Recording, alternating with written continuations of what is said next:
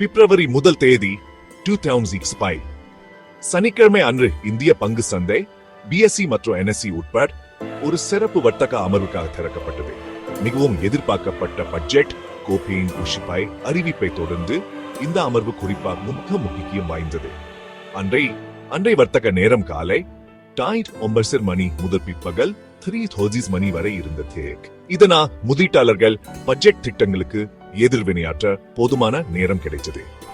Budget அறிவிப்புகளுக்கான ஆரம்ப சந்தை எதிர்வினையே அறிய ஆர்வமுள்ள முதலீட்டாளர்கள் மற்றும் ஆய்வாளர்கள் இந்த சனிக்கிழமை அமர்வை உன்னிப்பாக கவனித்தனர். பல்வேறு துறைகளில் பட்ஜெட்டின் கவனம் மற்றும் கார்ப்பரேட் வருவாயில் அதன் சாத்தியமான தாக்கம் ஆகியவை இந்த சிறப்பு வர்த்தக அமர்வின் போது முதலீட்டாளர்களின் மனநிலையை பாதிக்கும் முக்கிய காரணிகளாயிருந்தன. வர்த்தகர்கள் மற்றும் முதலீட்டாளர்கள் தங்கள் அலுவலகங்களில் சூடியிருந்ததால் எதிர்பார்ப்புடன் காற்று அடர்த்தியாயிருந்தது. வர்த்தக முனையங்களில் செயல்பாடுகளின் வெள்ளம் அந்த நாளின் முக்கியத்துவத்துக்கு ஒரு சான்றாயிருந்தது.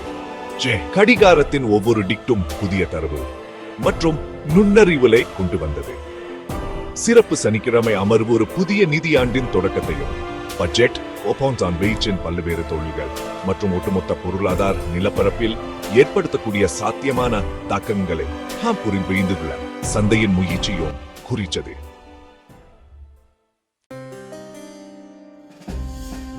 பட்ஜெட் ஊகையின் இஷிமாய் அறிவிப்புகளை தொடர்ந்து இந்திய பங்கு சந்தை ஏற்ற இறக்கங்களை சந்தித்தது.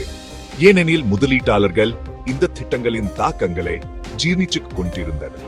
பெஞ்ச்மார்க் குறியீடுகளான சென்செக்ஸ் மற்றும் நிப்டி ஆகியவை சரிவை சந்தித்தன. இது சந்தை பங்கேற்பாளர்களின் எச்சரிக்கையான அணுகுமுறையை பிரதிபலிக்கிறது. பிஎஸ்சி பட்டியலிடப்பட்ட 30 முக்கிய நிறுவனங்களை கொண்ட சென்செக்ஸ் ஜூபா 9 புள்ளிகள் குறைந்து 0.30% சரிவை சந்தித்தது. இது 7,200 என புள்ளியில் நிலை பெற்று இது இந்த நிறுவனங்களின் ஒட்டுமொத்த சந்தை மதிப்பில் சரிவை குறிக்கிறது. அதேபோல் என்எஸ்சியில பட்டியலிடப்பட்ட 50 முக்கிய நிறுவனங்களை நிப்டி 99.8 புள்ளிகள் சரிந்து 0.40% சரிவை சந்தித்தது. இது 83,400 என்ன புள்ளியில முடிவடைந்தது. இது இந்த நிறுவனங்களின் சந்தை மூலதனத்தில் இதே போன சரிவை குறிக்கிறது. பெஞ்ச்மார்க் குறியீடுல ஏற்பட்ட இந்த ஏற்ற இறக்கங்கள் சந்தையில் நிலவும் கலவையான மனநிலையை எடுத்து காட்டுகின்றன. பட்ஜெட்டா வழங்கப்பட்ட நீண்ட கால வளர்ச்சி வாய்ப்புகள் குறித்து சில முதலீட்டாளர்கள் நம்பிக்கையுடன் இருந்தாலும் மற்றவர்கள் கார்ப்பரேட் வருவாய் மற்றும் பொருளாதார குறிகாட்டிகள் மீதான தாக்கத்தை மதிப்பிடுவதற்கு காத்திருந்து பார்க்கும் அணுகுமுறையை ஏற்றுக்கொண்டனர். பட்ஜெட் அறிவிப்புகளுக்கான சந்தையின் எதிர்வினை கொள்கை மாற்றங்களுக்கான உணர்திறன் மற்றும் அரசாங்கத்தின் பொருளாதார கொள்கைகளில் முதலீட்டாளர்களின் நம்பிக்கையின் குறியீடா அதன் பங்கை நிரூபித்தது. பட்ஜெட் ஊக்கிங் இஷ்யூ முக்கிய சிறப்பம்சங்களே ஒன்று ஆண்டு வருமானம் 2 லட்சம் வரை சம்பாதிக்கும் தனிநபர்களுக்கு வரி விலக்கு அறிவிக்கப்பட்டது. நிதியமைச்சர் நிர்மலா சீதாராமன் அறிவித்த இந்த நடவடிக்கை செலவிடக்கூடிய வருமானத்தை அதிகரிப்பதையும் பொருளாதார வளர்ச்சியின் முக்கிய இயக்கியான நுகர்வோர் செலவினங்களை அதிகரிப்பதையும் நோக்கமாக கொண்டது. இந்த அறிவிப்பு பல்வேறு தரப்பினரிடமிருந்தோம் குறிப்பாக இந்த நடவடிக்கையா அதிகம் பயனடைவார்கள் என எதிர்பார்க்கப்பட்ட நடுத்தர வர்க்கத்தினரிடமிருந்தும் நேர்மறையான ரிசோன்ஸ்களை பெற்றது. செலவிடக்கூடிய வருமானத்தில் ஏற்படும் அதிகரிப்பு நுகர்வோர் தேவையை தூண்டும் என்ன எதிர்பார்க்கப்பட்டது.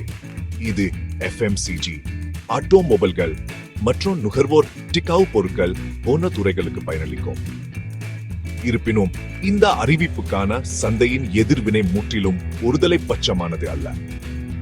நுகர்வு சார்ந்த துறைகளுக்கு வரி விலக்கு ஒரு நேர்மறையான படியாக கருதப்பட்டாலும் அரசாங்க வருவாயில் அதன் சாத்தியமான தாக்கம் மற்றும் நிதி மேலாண்மைக்கான தாக்கங்கள் குறித்த கவலைகள் நீடிச்சன. இவ்வாறு வரி விலக்கு அறிவிப்பு ஒரு இரட்டை வாயுடைய வாளாக உருவெற்றது. நுகர்வு மற்றும் பொருளாதார வளர்ச்சியை அதிகரிக்கும் திறனுடன் அரசாங்க நிதி மீதான அதன் நீண்டகால விளைவுகள் குறித்த கேள்விகளையும் எழுப்பியது. பட்ஜெட் உமையின் இஷுமாய் அறிவிப்புகளை தொடர்ந்து சாத்தியமான வாய்ப்புகளை தேடும் முதலீட்டாளர்கள் கவனிக்க வேண்டிய முக்கிய துறைகளா பல துறைகள் உருவெடுத்துள்ளார். பட்ஜெட் திட்டங்களா இந்த துறைகள் குறிப்பிட்ட வகையில் பாதிக்கப்படும் என்று எதிர்பார்க்கப்பட்டது.